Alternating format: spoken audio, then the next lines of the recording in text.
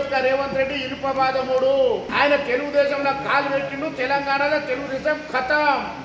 నిజంగా నీ మొగోడు నేను చెప్తాను, మొగోడవైతే బిడ్డ నీ పుట్టగతులు ఖతమైపోతాయి, ఇది కుంపటిగా మారుతుందని చెప్పి సిగ్గు శరముంటే నేను మనవి చేస్తున్నా.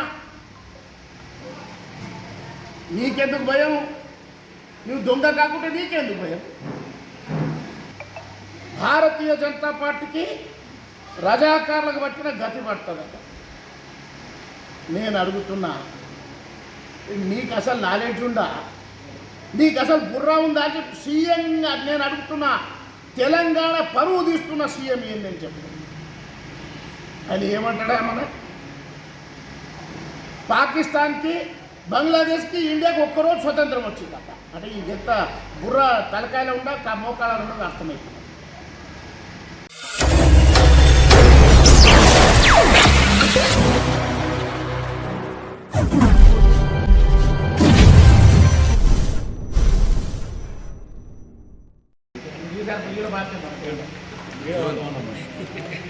జూన్ సెంట్రల్ నుంచి డబుల్ బెడ్రూమ్ ఇల్లు కూడా ఇప్పకపోతుంది.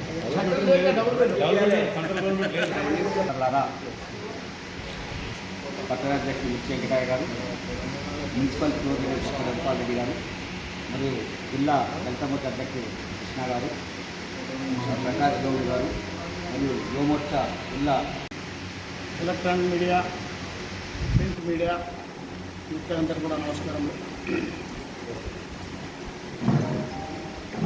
నిన్న మన యొక్క సీఎం గారు మాట్లాడుతూ పూర్తిగా విశ్వాసాన్ని కోల్పోయి ఇక తెలంగాణ కూడా కాంగ్రెస్ ముక్త అయిపోతుందని భయంతో మాట్లాడడం జరిగింది. అదేంటంటే కాషాయ పార్టీకి ఓట్లేస్తే రిజర్వేషన్లు రద్దయితాయి.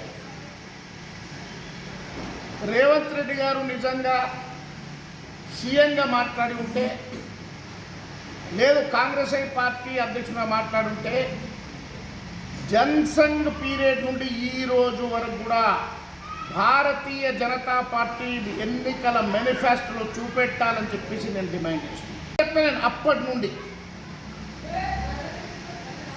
రాజ్యాంగాన్ని మార్చే చరిత్ర మీది.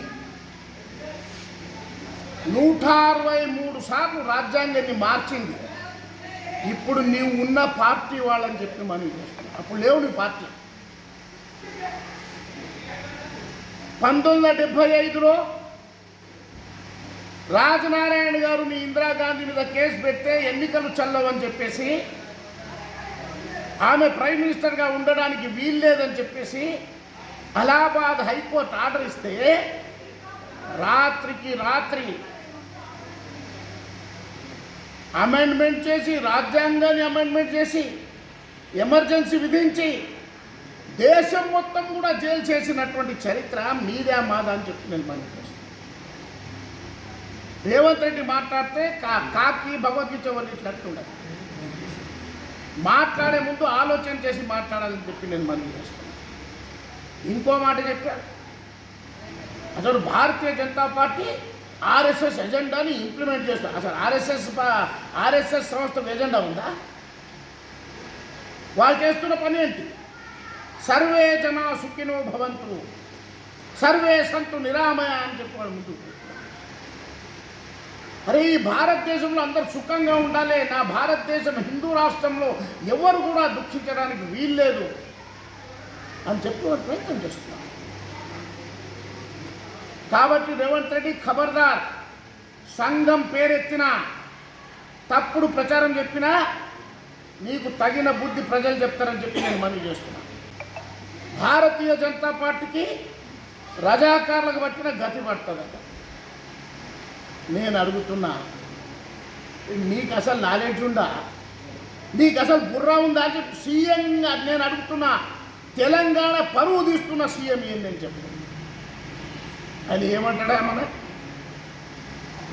పాకిస్తాన్కి, బంగ్లాదేశ్కి ఇండియాకి ఒక్కరోజు స్వతంత్రం వచ్చిందట. అంటే ఎంత బుర్ర తలకాయలో ఉండ మోకాలలో ఉండదు అర్థమవుతుంది. రజాకారులకు పట్టిన గతి బీజేపీకి పడుతుందట. రజాకారులకు పట్టిన గతి బీజేపీకి కాదు, ఆల్రెడీ భారతదేశంలో మీకు పట్టింది. భారత్ ముక్త కాంగ్రెస్ అయిపోయింది. ఈరోజు నేను నీకు మనవి చేస్తున్నా, రేవంత్ రెడ్డి ఎంత ముందల ఆలోచన చేసి మాట్లాడు. భారతీయ జనతా పార్టీ రజాకాలు చేస్తావా? భారతీయ జనతా పార్టీ కాదు, నీ పార్టీ జిన్నాను నెత్తి మీద పెట్టుకున్న పార్టీ నీ పార్టీ, నా పార్టీ కాదు. నా పార్టీ ఎవరి నెత్తి మీద పెట్టుకున్నది? భారత్ మాతని నెత్తి మీద పెట్టుకున్నది. భారత్ మాతకి జై అంటాం, వందే మాత్రం అంటాం, జియేంగే తో ఇస్కే లియే జయింగే, మరెంగే తో ఇస్కే లియే మరెంగే అంటాం. నీవేమంటున్నావా? जिएंगे तो पोस्ट के लिए जिएंगे, मरेंगे तो पोस्ट के लिए मरेंगे, नहीं तो घर में जाके सोएंगे. భారతీయ జనతా పార్టీ గెలిచినా ఓడినా 1951 నుండి ఈ రోజు వరకు ప్రజల కోసం మహాత్ముడు. అరే ప్రతిపక్షంలో ఉన్నది అందరికంటే ఎక్కువ మా పార్టీ.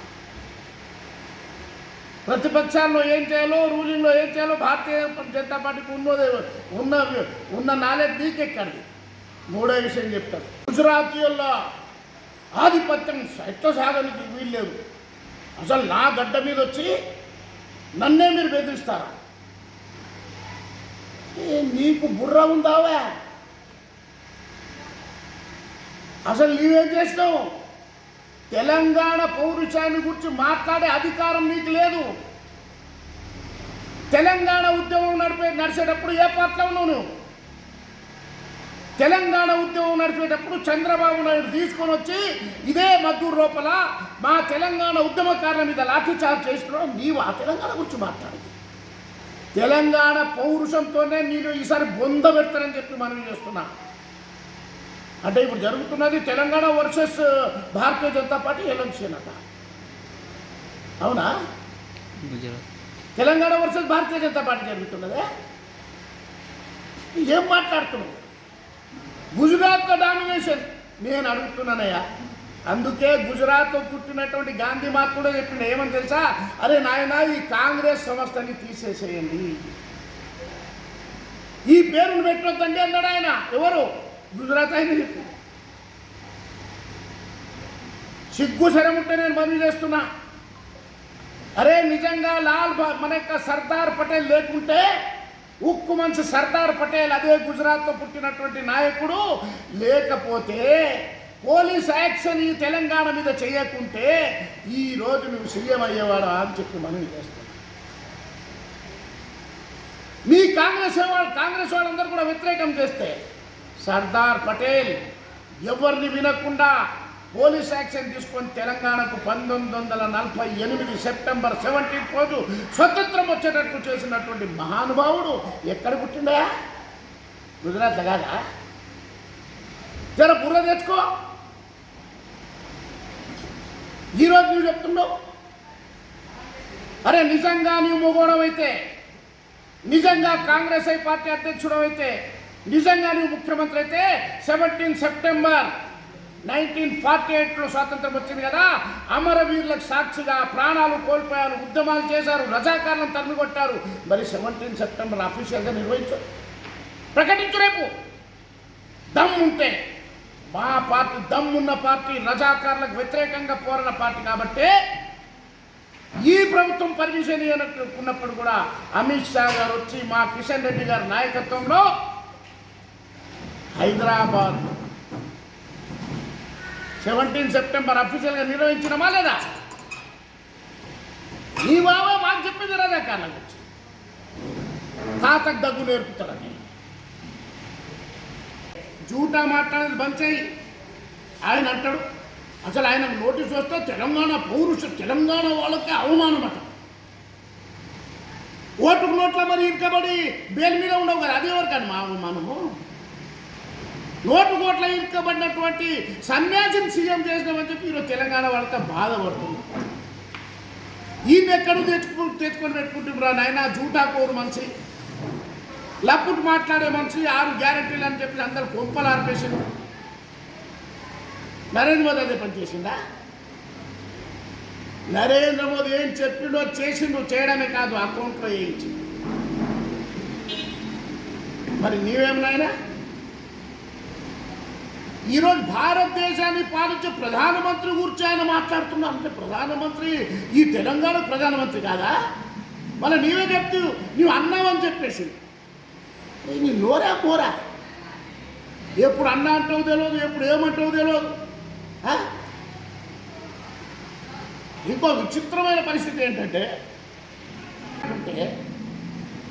అసలు విశ్వాసం మొత్తం కూడా కోల్పోయింది. మా పని అయిపోయిందనే ఫీల్కి వచ్చింది. ఇక ఈ ఎలక్షన్లో ఏదైనా అయిపోతే నా పోస్ట్ ఉంటుందో లేదో అనే భయం చూస్తుంది. ఇంకో విషయం ఏమన్నాడు, నేను అడుగుతున్నా, మా భారతీయ జనతా పార్టీ వాళ్ళు ఎవ్వరు కూడా విదేశస్తులు కాదు, మరి నేను గుజరాతీయుల రాజకీయంలో నడుస్తున్నారు అంటున్నాడు. మరి నీవెవరేమనున్నావురా నాయన? ఇటలీ ఆమెని వివాహం ఆడి ఇటలీ ఆమె రాజకీయం నడుస్తున్నది. మరి ఇటలీ ఆమె పిల్లగాడు, ఇటలీ ఆమె కొడుకు పిల్ల ఈరోజు రాజకీయం చేస్తున్నదే, అల్లుడు రాజకీయం చేస్తున్నదే. నువ్వు ఇటాలియన్ రాజకీయాన్ని తీసుకొని వచ్చి భారతదేశ రాజకీయాన్ని ఛాలెంజ్ చేస్తావా? ఎవరికి కొట్టిండు రాహుల్ గాంధీ? ప్రియాంక గాంధీ ఎక్కడి నుండి వచ్చింది? సోనియా గాంధీ ఎక్కడి నుండి వచ్చింది? ఆమె మా ఇండియన్ని పెళ్లి చేసుకున్నది, సంతోషమే. మరి ఆమె అక్కడి నుండి వచ్చి మన ఆయన్ని పెళ్లి చేసుకుని ఉండి మరి రాజకీయాలు ఉండి నేను భారతదేశాన్ని శాసిస్తా అన్న ఆమె చేతి కింద మోచేయి నీళ్ళు తాగేటోడు, ఆమెకు సపోర్ట్ చేసేటోడు చెప్పరా నాయన? ఈరోజు ప్రధానమంత్రి ఎవరు చెప్పు? తెలంగాణ మధ్య అసలు బీజేపీ మధ్య పోటట. తెలంగాణ మధ్య బీజేపీ మధ్య కాదు, వందే మాత్ర గీతాన్ని నాశనం పట్టించిన వాళ్ళు మీరు, భారత్ మాతకు జై అనని వాళ్ళు మీరు, ఈ దేశాన్ని ముక్కలు ముక్కలు చేస్తానని సపోర్ట్ చేసేవాళ్ళు మీరు, విదేశాల్లో పోయి భారతదేశం యొక్క పరువు తీసేవాళ్ళు మీరు. భారతీయ జనతా పార్టీ ఇదే పివి నరసింహారావు ప్రధానమంత్రి ఉంటే ప్రతిపక్ష నాయకునిగా ఈవెన్యూలోపై భారతదేశం యొక్క చరిత్రను, భారతదేశం యొక్క గొప్పతనాన్ని, మా ప్రభుత్వం గొప్పతనాన్ని చాటిన పార్టీ మాది. ఆర్ఎస్ఎస్ గురించి మాట్లాడతారు. అప్పుడు నెహ్రూ గారు ఉన్నప్పుడు మరి ఆర్ఎస్ఎస్ వాళ్ళు కవాతు చేసిన విషయం మర్చిపోయింది. పాకిస్తాన్తో యుద్ధం జరిగినప్పుడు రక్తం ఇవ్వడానికి లక్షలాది మందిపై ఆర్ఎస్ఎస్ స్వయంగా రక్తం ఇచ్చింది, మర్చిపోయింది. చాలా తెలుసుకోవాల్సిన అవసరం ఉంది బిడ్డ. ఇక నీ పని అయిపోయింది, జూటా మాట్లాడేది బంద్ చేయి, వాస్తవాన్ని మాట్లాడు. ఏం మాట్లాడతారా ఆయన? నరేంద్ర మోదీ తెలంగాణ వాళ్ళకు సవాలు చుట్టున్నారట. నరేంద్ర మోదీ అలా నోటీస్ ఇచ్చింది. కేజ్రీవాల్ చుట్టూ లోపల పోయి కూర్చున్నాడు, शिबू सोरेन कोई लोबल गई सुनाడు.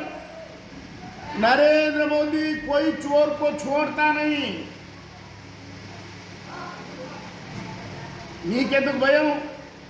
నువ్వు దొంగ కాకుంటే నీకెందుకు భయం? ఫేక్ టేప్ ఎవరు తయారు చేసి చెప్పు కదా. మరి అమిత్ షా గారు ఒక ఫేక్ స్టేట్మెంట్ క్రియేట్ చేసి చెప్పమనాలి. నిజంగా నీ మొగోడు, నేను చెప్తున్నా, మొగోడవైతే జన్సన్ పీరియడ్ నుండి ఈ రోజు వరకు ఇన్ని ఎన్నికలు జరిగినగా ఏ ఒక్క ఎన్నికల్లో మా భారతీయ జనతా పార్టీ ఎన్నికల మేనిఫెస్టో ఈవెన్ అందరూ కలిసి ఉన్నప్పుడు కూడా మేము రిజర్వేషన్ రద్దు చేస్తామని చూపెట్టాం.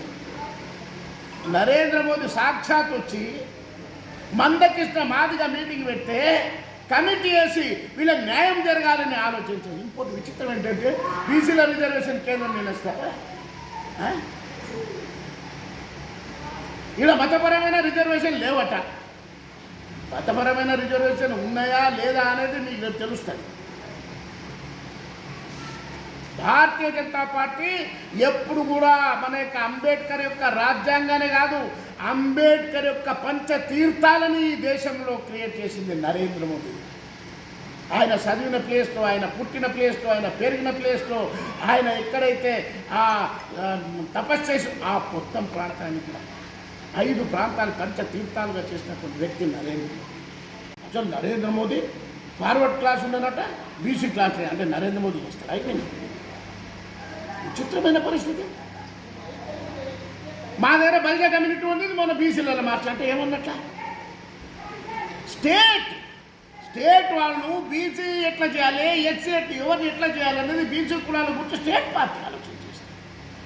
ఎస్సీల వర్గీకరణ గురించి స్టేట్ల యొక్క ఒపీనియన్ తీసుకొని కేంద్రం నిర్ణయించాలి. అది సుప్రీంకోర్టులో పెండింగ్ ఉన్నది తెలిసి కూడా ఈ మాట మాట్లాడుతుంది. నిజంగా మా మేనిఫెస్టో చూపెట్టమని. కాబట్టి ఒకటి క్లియర్ అయిపోయింది. నేను గెలిచి సీఎం అయినటువంటి మహబూబ్ నగర్ పార్లమెంటుని 1,00,000 మెజార్టీతో డీకేఆర్నమ్మ గెలుస్తున్నదంటటువంటి భయం చుట్టుకున్నది. ఎక్కడ పోయినా అసలు రేవంత్ రెడ్డి ఇట్లా కూడా ఈరోజు కాంగ్రెస్ వేసేటట్లేడు, బీజేపీ కొట్టేసేటట్టున్నది. కాబట్టే పిచ్చి మాట్లాడేది బంద్ అయిన ఆయన అని చెప్పి మనవి చేస్తున్నారు. ఇక్కడున్న ఇక ఇంకో విషయం కూడా నేను చెప్పాలి. నేను రేవంత్ రెడ్డికి సీదా వార్నింగ్ చేయదలుచుకున్నా. జిల్లాలను మేము మార్చేస్తాం, కొన్ని జిల్లాలను తీసేస్తామన్నాడు. కానీ నేను మనవి చేస్తున్నా, నారాయణపేట జిల్లా జోలికి వస్తే బిడ్డ నీ పుట్టగతులు ఖతమైపోతాయి, ఇది కుంపటిగా మారుతుందని చెప్పి మనవి చేస్తున్నా. ఏమనుకున్నా? మొత్తం తెలంగాణలోనే మొట్టమొదటి రెవెన్యూ డివిజనల్ హెడ్ క్వార్టర్, 16 మంది పుట్టినటువంటి ఫ్రీడమ్ను పుట్టినటువంటి కేంద్రం ఇది, లోకపల్లి సంస్థానం ఇది. కాబట్టి తిక్క మాట్లాడి బంద్ చేయాలని చెప్పేసి సందర్భంగా మనవి చేస్తున్నా. ప్రజలు అలా ఎవ్వరు భయపడాల్సిన అవసరం లేదు. మా జిల్లా జోలికి వస్తే మా ప్రాణాలు అడ్డం పెట్టైనా దీన్ని కాపాడుకుంటాం, దీన్ని పోనట్ల చూస్తామని చెప్పేసి సందర్భంగా ప్రజలకందరూ కూడా విశ్వాసం ఇస్తున్నాం. ఈ జూటా కోరిని నమ్మొద్దు, 6 గ్యారంటీలు అని చెప్పేసి కొంపలార్పిండు జూటా మాట్లాడి మళ్ళా రిజర్వేషన్ల పేరు మీద బీజేపీని ఎట్లా బదనాం చేయాలి?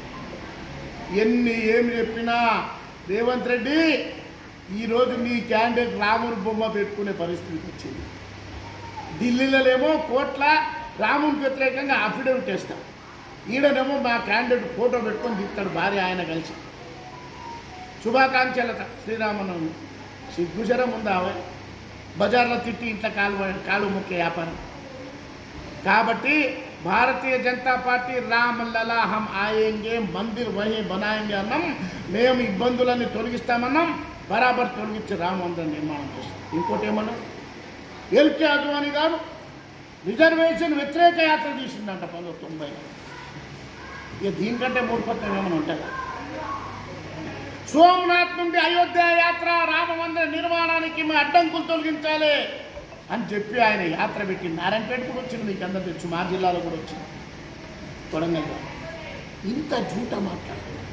నిజంగా నేను అనుకుంటా ప్రపంచంలో ఇన్ని 4 నెలల లోపలనే జూట మాట్లాడే ముఖ్యమంత్రి గిన్నిస్ బుక్లో ఎవరైనా పేరు రాయంటే మా యొక్క రేవంత్ రెడ్డి రాయి. నేను ఇక్కడ ఉన్నటువంటి ఎమ్మెల్యేతో మనవి చేస్తున్నా, అమ్మా పర్ణికమ్మా, నీ ముందల నీవు కూర్చున్నప్పుడే నీ యొక్క అత్తగారి గురించి అడ్డగోలుగా మాట్లాడుతున్నావు, చిట్టెం ఫ్యామిలీ గురించి మాట్లాడుతున్నావు. ఒక్కసారి ఆలోచన చేయమని మనవి చేస్తున్నా. ప్రెస్ మీట్ పెట్టి చెప్తారు అసలు డీకే అన్న గురించి ఏమేమి మాట్లాడుతున్నారు. రేవంత్ రెడ్డి గారు పండబట్టి తొక్కుతారట. మరి మీ అత్తమ్మని పండబెట్టి తొక్కినప్పుడు నీవేం చేయాలి ఒక్కసారి ఆలోచించాయి. ఈయన దొక్కానా లేదా ఆలోచన చేయాలి. మనం సీట్లు వస్తాయి పోతాయి, ఎమ్మెల్యేలు అయితాం పోతాం, ఎంపీలు అయితాం పోతాం, కానీ విలువలు దక్కాలి దేశ పెట్టుకోండి. నేను మీ మామ అందరం కూడా 5 సార్లు పోటీ చేసినాం, కానీ ఒక్క జోలు కూర్చొని ఆలోచన చేస్తాం. నారాయణపేట డెవలప్మెంట్ గురించి ఆలోచన చేసాం, ఈ తాలూకా గురించి ఆలోచన చేసినాం. కానీ ఈరోజు బయటోడు వచ్చి ఈడ డామినేట్ చేసి ఇష్టం వచ్చినట్టు మాట్లాడుతుంటే చేతులు కట్టుకొని ఉండేది కాదమ్మా. వాళ్ళకి నీవు కూడా తగిన బుద్ధి చెప్పాలి. నిజంగా చిట్టం వాళ్ళ పౌరుషం ఉంటే మరి ఈసారి నీ వాళ్లకు బుద్ధి చెప్పాల్సిన అవసరం ఉందని చెప్పి నేను మనవి చేస్తున్నా. నోరదుపులో పెట్టుకోమని చెప్పు. ఆరు అన్నావు కదా, మా అత్తమ్మ నాకు ఆశీర్వాదం ఉన్నది, మరి ఇప్పుడేం చేయగలుగుతూ చెప్పని పని చేస్తాను. కాబట్టి ఈరోజు గౌరవం నీకు ఉన్నదంటే ఆ చిట్టం నర్సిరెడ్డి వల్ల ఉన్నది, ఈ డీకే అన్న వల్ల గౌరవం ఉండదు. ఆ గౌరవం కూడా మంట కలుపుకోవద్దని చెప్పి నేను మనవి చేస్తున్నాను. ఈ యొక్క జూటా కోర్ ఈరోజు మిమ్మల్ని అందరూ కూడా భయపెట్టించి మీ మీద కేసులు పెట్టాం, నానా తిప్పలు పెడుతున్నాడు. ఈ భయపడేటి వాళ్ళు ఎవ్వరు లేరని చెప్పి మనవి చేస్తున్నాం. మేము ఎమర్జెన్సీలో నేనే సాక్షి, 75లో నేనే 1 సంవత్సరం జైలు పెట్టిన ఈయన వచ్చి మాట్లాడుతున్నా. కాబట్టి ప్రజలతో మనవి చేస్తున్నా, ఈ జూటా కోళ్ళను నమ్మొద్దురి. జూటా మాట్లాడి ఒక్కటి కూడా ఈరోజు వరకు చేయలే.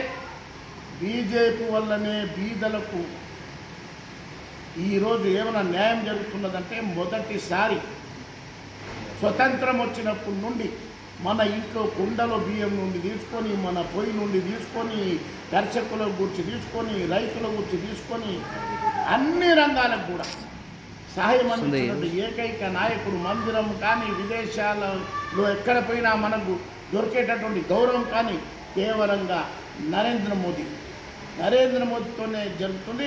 మా నరేంద్ర మోదీ గారు త్వరలోనే మన యొక్క పాలమూరు జిల్లాలో పర్యటన చేస్తున్నారు.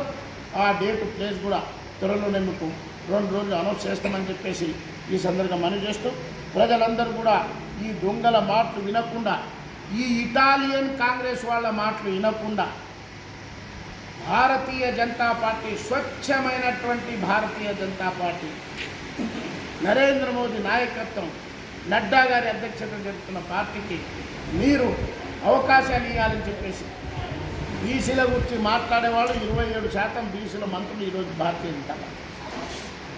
ఎన్నడూ కూడా కాంగ్రెస్ ఇవ్వలే. చాలా విషయాలు ఉన్నాయి. ఏది ఏమైనప్పుడు కూడా ఆప్కి బార్ 400 पार पक्का जरूरत 400 पार में पालमूर भी एक सीट रहेगा. कभी भारतीय कहीं पर्वत झुके भी हैं, कहीं दरिया रुके भी हैं, नहीं झुकती मोदी की जवानी है, नहीं रुकती डीके अरुणा की सवारी है. जनता पार्टी जीतेगा. మీరందరూ కూడా ఈసారి గమనం గుర్తు కోటేసి పెద్ద సంఖ్యలో గెలిపించి మా జిల్లాను సస్యశ్యామలం చేసుకోవడానికి, పార్లమెంట్ సస్యశ్యామలం చేసుకోవడానికి మీరందరూ కూడా సహకరిస్తారని కోరుకుంటున్నాను. ఇప్పుడు పాపం నేను అడుగుతున్నాను, ఆయన నువ్వు పార్లమెంట్ సభ్యుడే ఉంటుంది కదా, పార్లమెంట్ ఒక క్వశ్చన్ అని అడిగినావా? ఎందుకు అడగలే మరి? మొన్నటిదాకా పార్లమెంట్, ఇప్పుడు కూడా మొన్న సీఎం కాకముందు వరకు పార్లమెంట్ సభ్యుడు కదా, ఒక్కసారి అడిగినావా అని చెప్పి నేను మనవి చేస్తాను. అసలు ఆ కమిషన్ మొత్తం చదివినావా? నీ గుర్రం ఉందని చెప్పి మనవి చేస్తాను. దాంట్లో విషయంలో కోట్ల ఈరోజు అనవసరంగా లేకపోని మాట్లాడడం అంటే ఏం దొరుకుతలేదు. ఏం చేయాలంటే బట్ట కాల్చి మీదే, ఈ బట్ట కాల్చి మీదెత్తే ఆ బట్ట నీ మీదే పడుతుంది. మా మీద ఏం పడదు, చూడు మీద ఉండితే నీ ముఖం మీదే పడుతుంది, మా మీద పడుతుంది. కాబట్టి నరేంద్ర మోదీకి బద్నాం చేయాలనుకున్నాడు నాశనమే. ఏం చెప్తున్నా, ఈ యొక్క రేవంత్ రెడ్డి ఇనుపవాదముడు. ఆయన తెలుగుదేశంలో కాలు పెట్టిండు, తెలంగాణలో తెలుగుదేశం ఖతం. ఇప్పుడు కాంగ్రెస్ ఇలా కాలు పెట్టిండు, తెలంగాణలో కాంగ్రెస్ ముక్త అయిపోతుంది. ఇది కూడా ఖతం దేశం. ఈయన ఎట్టున్నాడంటే తన పబ్బం గడుపుకోవడానికి ఏ ఎండకు ఆ గొడుగు పట్టింది. ఈయనది ఏం గ్యారెంటీ ఉండదు. కాబట్టి ఆయన ఒక మాట చెప్పింది, టీవీలో చెప్పింది కదా, ఏ ప్రజలు తిప్పుకోవాలి భయ, మనం ఏమని చెప్పాలి, ముందు గెలవాలి. ఓపెన్ చెప్పింది ఆయన. ప్రజలు మోసపోవడానికి ఏమని చేయాలి? దీనికంటే జూట ఏమైనా ఉంటుంది, ఎవరితో చూసినామా మనం ఇట్లా? కాబట్టి ఆయనని ఎవరు నమ్మేటట్టు లేరు. ఇప్పుడు వాళ్ళ పార్టీ వాళ్ళే నమ్మతలేరు. ఆయన ఎవరు రాజగోపాల్ రెడ్డి చెప్పింది, నేను చెప్పాను కదా, వాళ్ళ పార్టీ వాళ్ళు చెప్పారు. కాబట్టి ఆయన కిందనే కుప్పటి సురువైంది. మీరు చూస్తారు. Like, share, subscribe.